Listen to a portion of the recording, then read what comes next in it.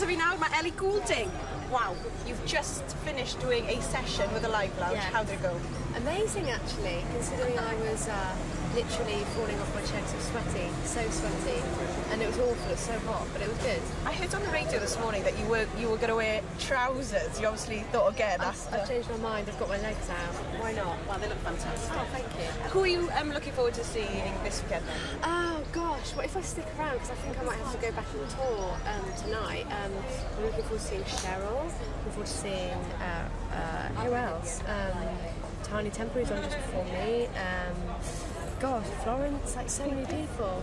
Oh yeah, absolute favourites, definitely. Try and have a little bit of a rave before you jump back on the tour bus, yeah? I know, I will. I need it. I need some energy. Cool. Last question for you. Have you managed to rub shoulders with any massive celebs since you've been here? Not really. I've kept myself. I know some of the people, and I know Florence, and I know Tiny. I'm just going to keep myself to myself this weekend. Really, I don't know why. Just feeling a bit. Yeah.